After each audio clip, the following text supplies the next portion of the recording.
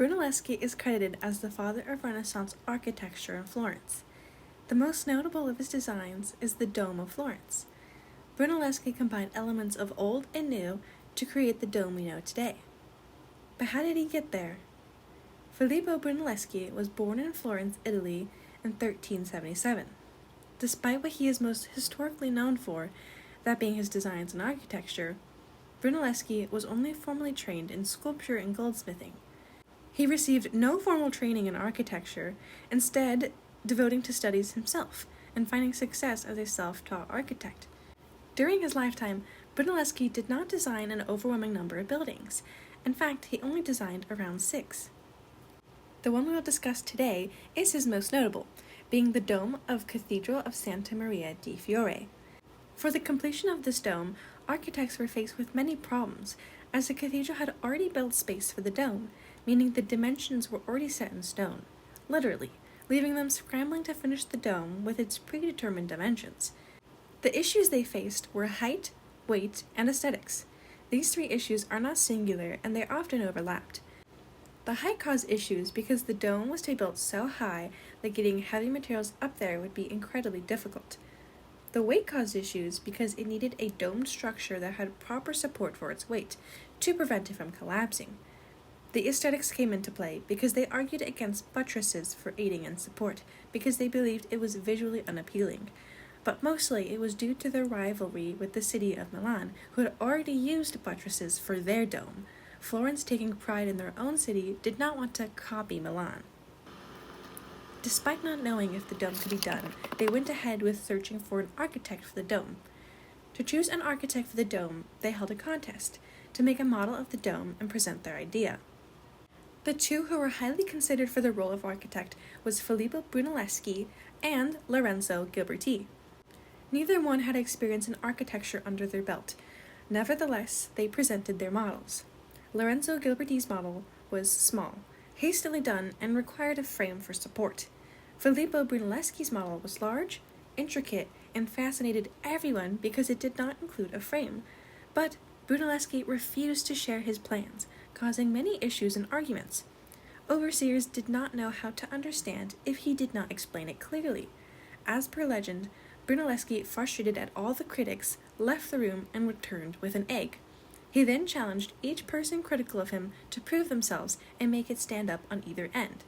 They tried and tried, but the egg fell over each time.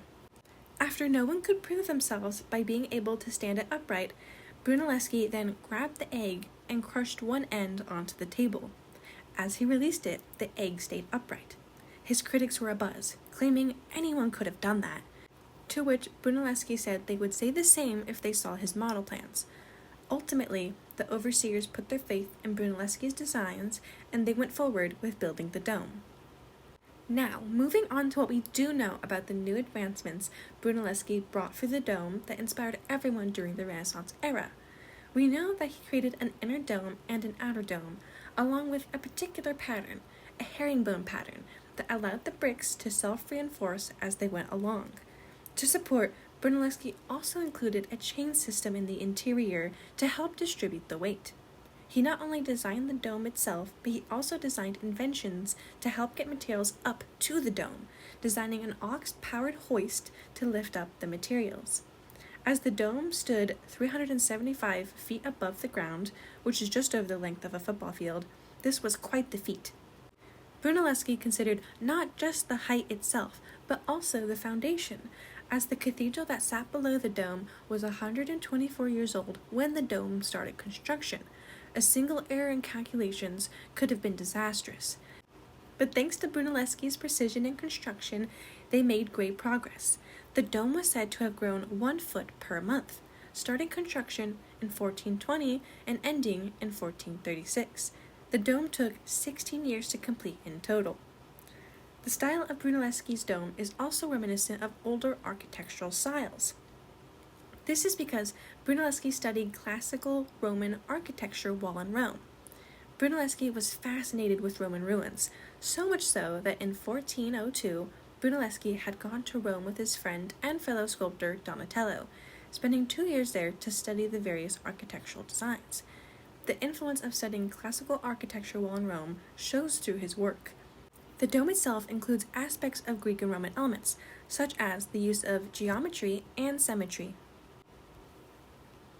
The dome was a question mark left unanswered for a century, until Brunelleschi entered the scene, bringing things of old and things of new to create Florence's pride and joy. All in all, the dome was and is a technical marvel, weighing over 25,000 tons and using 4 million bricks, which stands to this day as the largest masonry dome in existence.